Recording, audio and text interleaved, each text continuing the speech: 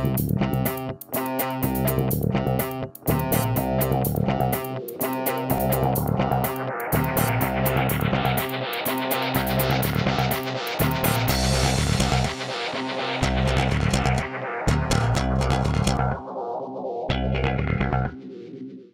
and welcome to another episode of Challenges and Icons, and today I'm talking to Alicia Navarro, who is the founder and CEO of Skimlinks, which is the leading content monetization solution for online publishers, and it operates out of London and San Francisco.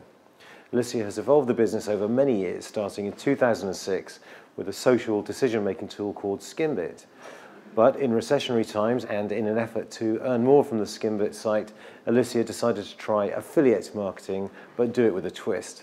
So, spotting a gap in the market for such a technology, and with co-founder Joe Stupnitsky, Skimlinks launched in November 2008 as a standalone commercial platform to help other businesses monetize their editorial and user-generated content. Well, before launching Skimlinks, Alicia worked for 10 years designing and launching internet and mobile-based applications in Australia and the UK for companies such as Vodafone, IBM and Optus. But her ability to make tough, intuitive decisions to guide her company to success makes her a well-regarded entrepreneur in the tech startup community. And she was named in Management Today's 35 Women Under 35, which focused on entrepreneurial women who thrived despite the economic difficulties.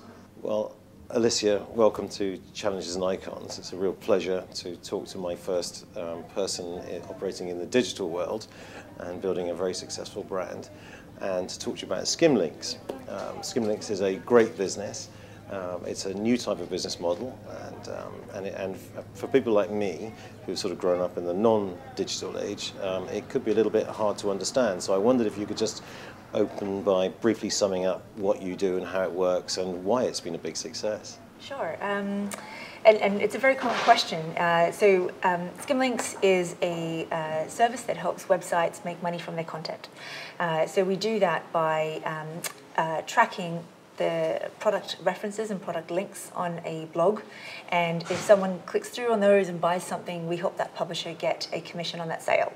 So for example, if you are a blogger about fashion and you write a great blog post about a great pair of shoes that you've seen at John Lewis, if you link to that product on your website and a customer reads your article, clicks through and buys that pair of shoes, we help you get a commission on that sale.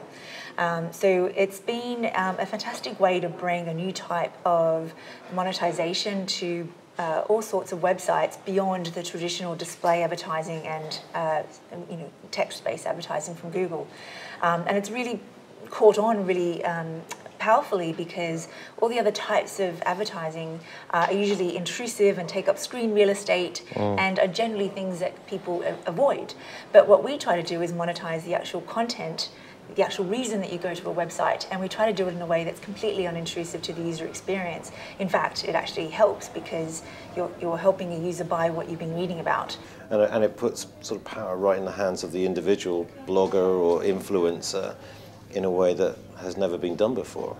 Exactly, and the funny thing is it's always been available. Like affiliate marketing, which is kind of what this form of monetization is called, has always been around. But the problem with it is that it was never made for blogs and content sites. It was made for your price comparison sites, your travel comparison sites, and it was just too technically difficult, time consuming. It just wasn't worth the effort for blogs to do the work that was needed to be able to create affiliate links in their content.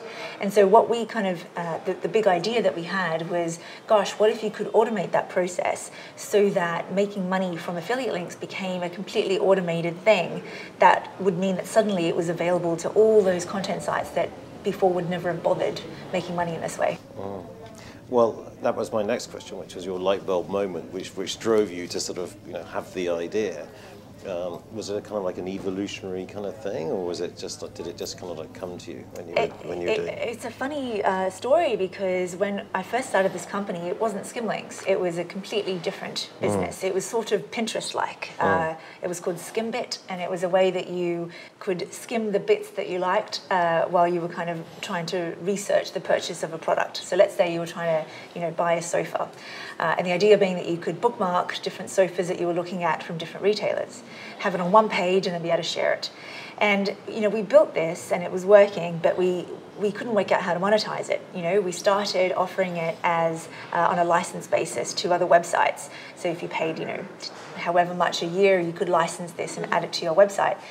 But this was all in 2008, when the world was sliding into recession, and although we had one customer, to get a second customer was proving to be impossible. So we started experimenting with other forms of revenue. So we thought, well, how about we go for a revenue share? But we weren't big enough to command the attention of the bigger advertisers. So we thought, well, what about affiliate marketing? We've got all these links to retailers on our site. Wouldn't it be great if we could find a way to automate turning those links into affiliate links? So we built this technology just for ourselves initially, and I was off there pitching for investment from venture capitalists, pitching for another customer, and all the time I found it fascinating that no one was interested in what I thought was my very sexy front-end social decision-making tool. Everyone seemed to be gravitating towards this very kind of unsexy monetization technology. And my aha moment was this Friday night, when I was desperately terrified that I was going to become bankrupt and my business was going to fail and my employees were going to become unemployed. And I thought, gosh, well, everyone's interested in this. What if we made that the business and dump everything else that I'd spent the last 2 years building? And I ended up cold calling this website in the north of England that had a forum about audiovisual equipment randomly, and asked him, look, I'm thinking about doing this. If I made this available, would you use it? And he said, yes, I would. So I said, okay, give me 2 weeks. I hung up the phone, called up my CTO, pitched him the concept. He was in. Within 2 weeks, we had a prototype out there. I had one more business, and I got my term sheet for my seed funding deal. And that was it. That was the start of Skimlinks about 6 years ago now. A great story, getting it all off the ground and making it all come to life, and businesses there. And now you have to start building your brand, Skimlinks. So maybe you could just tell us a little bit about the kind of creative marketing efforts and tools and ideas that you use to engage with your clients and audiences. Sure. So in the early days when we first started, we didn't have a lot of money, and so the processes that we used were very much people-driven. My co-founder Joe and I spent a lot of time going to events, conferences, meetups. We would meet customers and ask them to recommend us to someone else, and we spent a lot of time out on the road talking to people, talking to customers, and getting them to love us, getting them to be passionate lovers of who we were as a brand and as a company. And that investment all those years ago has made a difference. Even to this day, we're winning customers because of the relationships that we made 3 or 4 years ago. And so I'm a big encourager of other young companies seeking to create a brand for themselves, to really invest in who they are. Like, spend time being good to people, spend time going out there and contributing to your community, and those relationships end up paying back years down the track sometimes. So that worked for us in the early days, and now our methods, we still spend a lot of time going out there, out to the community, and I also encourage my team to do so. And I also hire a team, the kind of people that are fantastic ambassadors for the brand, besides being good at their job. So they become, the ambassadors and the evangelists of the company as well. And we have this kind of concept called Skim Love, which you may have seen, and that's very core to our brand. It came about very organically. It came about by our team describing the way that we approach business and day-to-day working with each other, which is, if you're going to do something, if you're going to sell, if you're going to work in an office, do it with a bit of love, do it with a bit of goodness out there. Sell yourself, not just your product. And even if you don't win, but you probably will win, but even if you don't, you feel good about it, and that generates a kind of energy that will benefit you down the track. And that's really become very core to our culture, that if you just do good and be a good person and sell yourself, that ends up manifesting itself in ways you didn't anticipate beforehand. And that's the kind of secret to the Skimlinks story. Okay, so, well, that's great to hear that there was a real human side to, behind the brand and the powers it. But ultimately is a technology-driven brand offer, and technology is revolutionizing people's lives around the world and is going to continue to do so in ways that we can't even imagine. So talking about you, do you see yourself as a problem solver, a revolutionary, and talk about how you see yourself in the future of technology and how innovation is changing people's lives? It's a nice broad question. Yes, I mean, I've always been a technologist. I taught myself how to code when I was 10 years old, and have been a passionate technologist ever since. I studied computing science at university, and my whole career has been in technology one way or the other. And the reason I think I love it is technology is a means by which I can create. And I love the idea that I can have a problem and I can think of where I want to go, and somewhere in between is the answer, and technology is the way I get there. And I'm a passionate believer in looking at a problem and being really inventive with a solution. Approach it with the belief that there is an answer rather than that there isn't one. A technological artist. There you go. Well, which is great, because it leads on to my next question, which is about creativity. So what do you see as the future path for creativity and commerce in business? What's your personal view on that?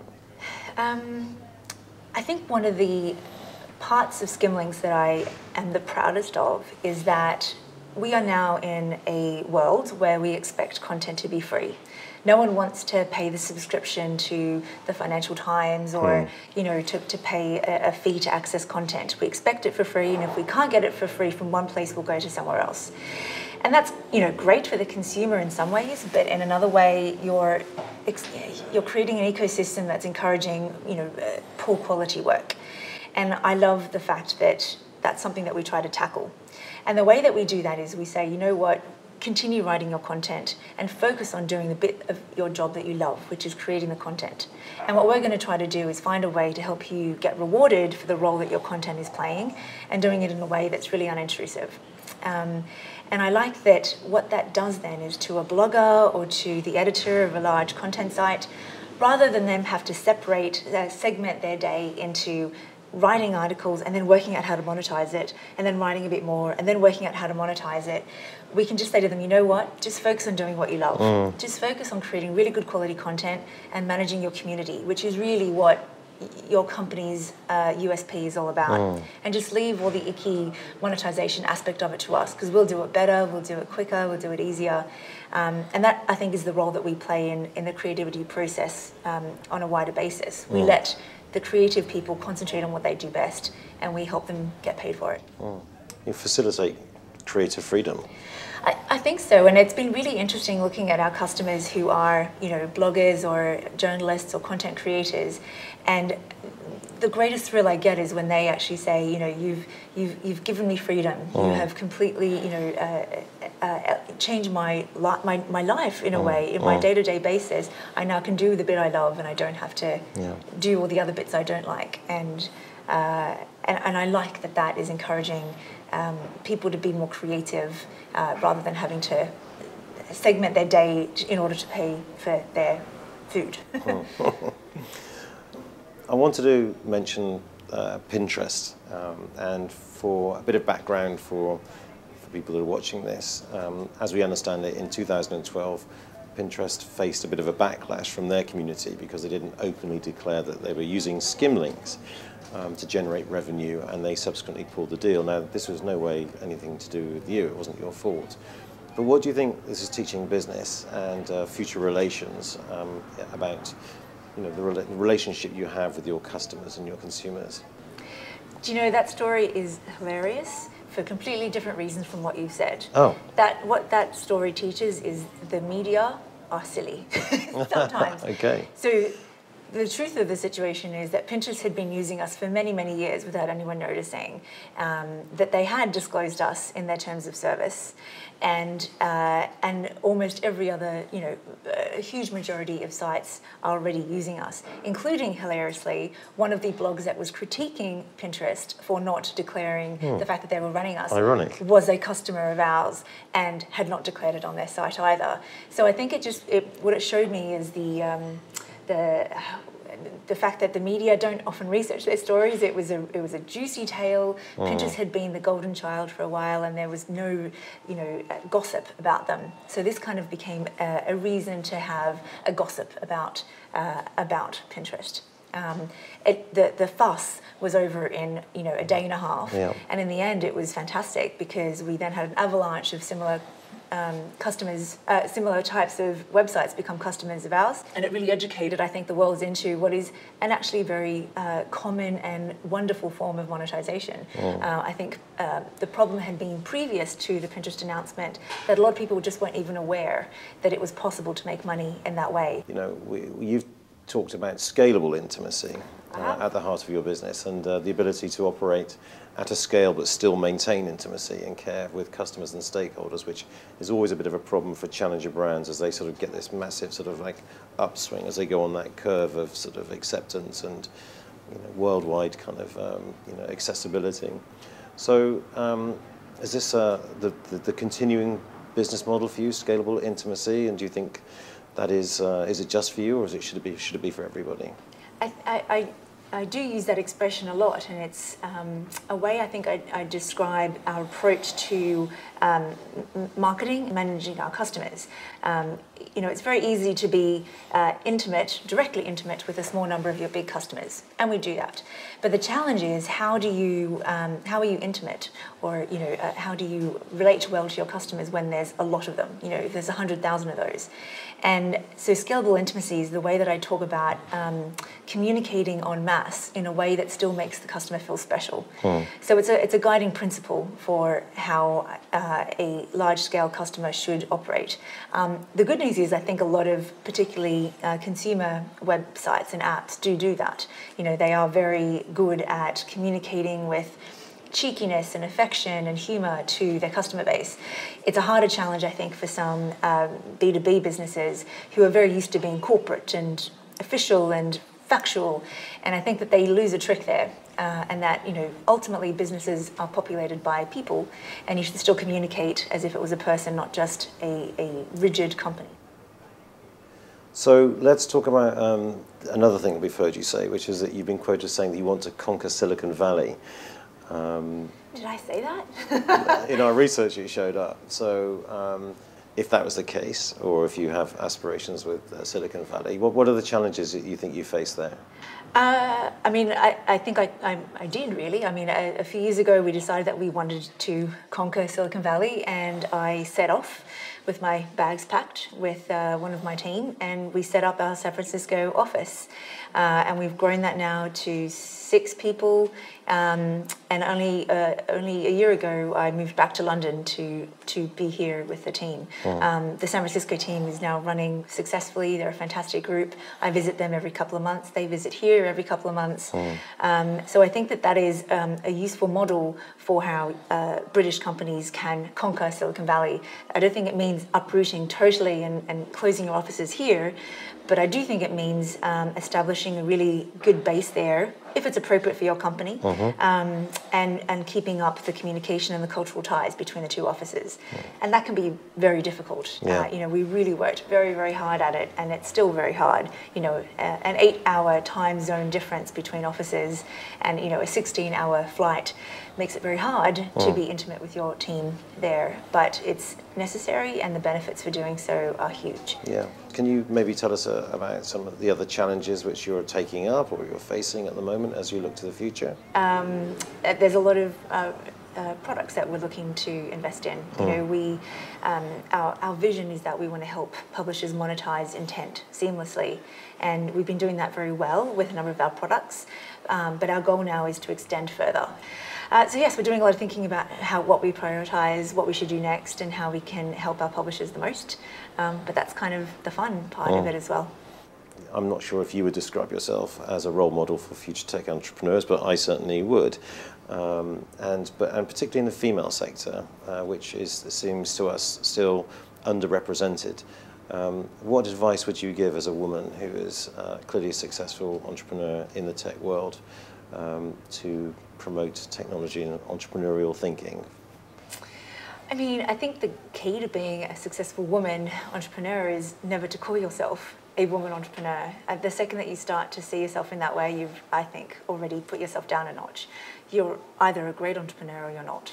And you either have attributes that help you in that process, whether they be empathy, the ability to compromise, the ability to hire and lead well, or you have other skills like dominance and power and good negotiating skills, what have you. The fact that I'm a woman is irrelevant. I'm a technologist. I have a computing science degree.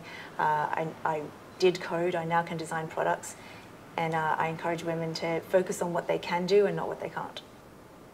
Well, congratulations on what you've achieved so far. It's a fantastic story.